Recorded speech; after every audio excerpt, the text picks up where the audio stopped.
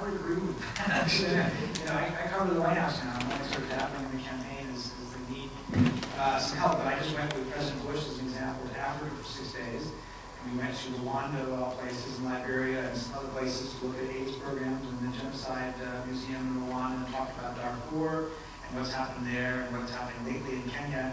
And it's really hard to break through the noise of the campaign with actual governments right now. And this is a huge issue, I think, for society. It's not just the media, but obviously we play a part in that.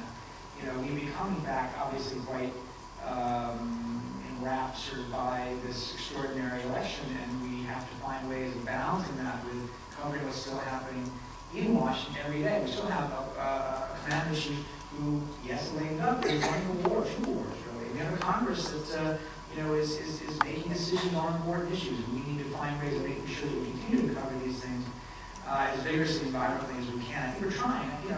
Television gives the impression it's a little different maybe than print media, I'm afraid, sometimes. You can still find these stories in the Washington Post every day. You see a little less of it in the chatter, I think, on cable. But it's a real challenge for us. And I think it's a challenge for society. What do you do about it? Europe has laws in many cases, or systems that are set up in ways that limit campaigning to 3 months or what have you.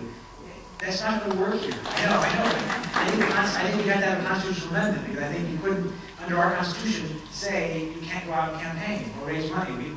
The way our system works is that's why people give money for campaign. There's free speech. So, how would you stop a candidate from raising money, from giving speeches, from campaigning prior to, 2 years prior to the election? I don't know how to put that genie back in the bottle.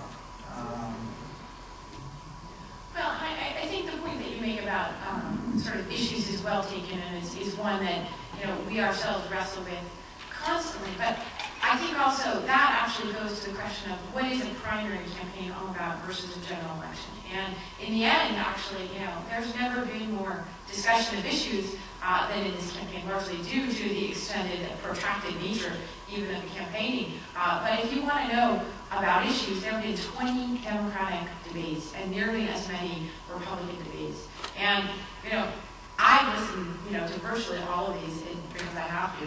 And,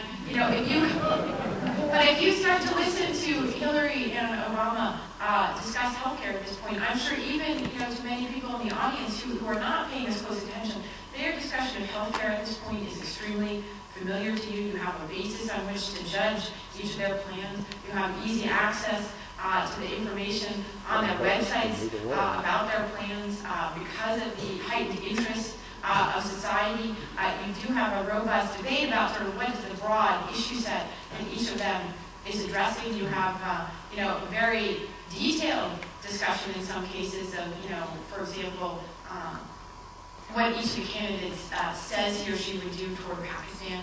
But the problem is that that's not really what the campaign is all about. It's not, Democrats probably aren't going to be deciding between Hillary Clinton and Barack Obama on the basis of whether she is more likely to achieve a single-payer healthcare system or he is. They're choosing on the basis of what they believe to be their leadership attributes. They're choosing on the basis of, I don't know, that video with the celebrities. But it's not inherently an issues-based campaign that's probably proving decisive. And so, in the end, to a certain extent, the media is but a reflection of society. And what we're reflecting here in this case is that Americans are not actually, we might like to say that we ourselves are choosing on the basis of, healthcare policy and budget policy and Social Security and Medicare. But in the end, that is not actually, probably how most Americans are making up their minds.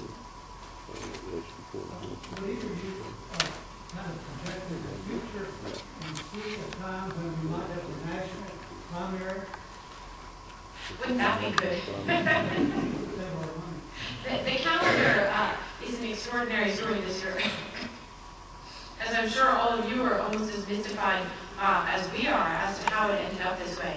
And you have to go back to after the last primary season. As crazy as it sounds, the Democratic race this year was a reform, a failed reform, I might add, at which there was an effort to break the sort of distorted, misrepresentative chokehold of New Hampshire and Iowa over the primary decision-making process. And the moving forward, the scramble for everybody to run forward in the calendar represented an effort to go more national. February 5th, obviously, was the largest single day of primary voting ever held in this country. That Super Tuesday compared with the Super Tuesday in 1988, it was completely different. I think there were 8 states in 1988 that voted on Super Tuesday, and this year it was more than 22.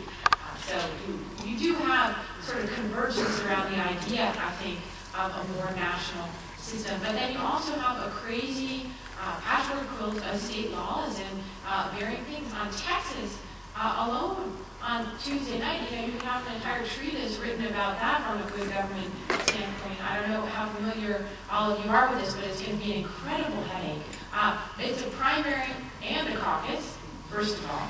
Second of all, the way in which the delegates are being apportioned actually varies according to state senate district. So you have a situation where the popular vote will be nowhere near reflected in how the delegates are apportioned on the basis of that Democratic primary voting that's going to occur. That's going to be the thing that you're going to hear talked about on television on Tuesday night, because that's the thing that we can roughly approximate in real time what the results are. But this poses a real threat and a real set of problems. But I think, as we saw after the disputed 2000 election, there's little to no national consensus on reforming, changing in a make-it-stick way laws related to elections. And that's just the bottom line. There's too much gridlock between the parties. There's too much I think entrenched interest in both the Democratic and Republican Party. There's a real consensus on something like internet voting, for example. Do you think that the national Democratic and the national Republican parties, they're more likely to agree with each other on the idea that we shouldn't have that than even if all the people agree that that was a good idea?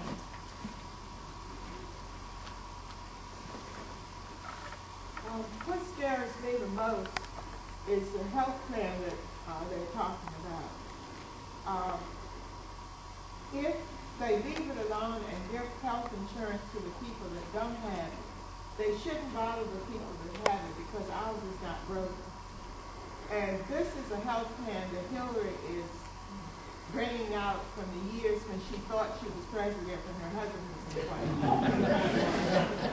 And it's really scary when she talks about health plans. Do you know anything about that?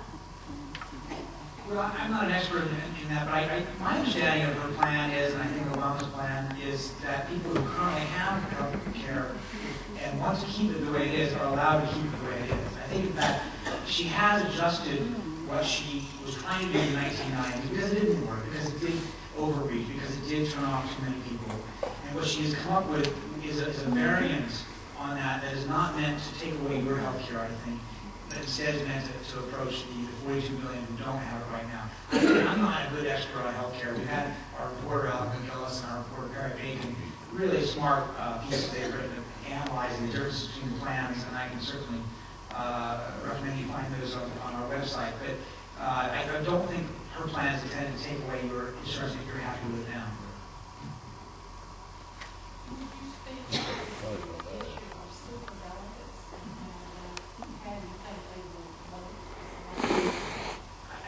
Yeah, I mean, of course, super delegates is really an issue. The Democratic side, Republicans generally don't have anything of that magnitude in terms of number of unpledged delegates. And in the Democratic side, it's almost 800 delegates are these super delegates, and you only need 2,000 to win the nomination. That's 40% of what you need to get the nomination.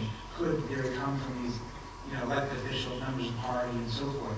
And, obviously this year has shown a real strong light on that system and made people really think twice about it. The idea that Barack Obama might be able to come out of the primary process with the most popular votes, the most states, and the most pledged delegates, earned delegates in effect, and then have super delegates change the outcome, it's hard to fathom that. It's hard for me to believe that actually happened. But I honestly believe the Democratic Party would rip apart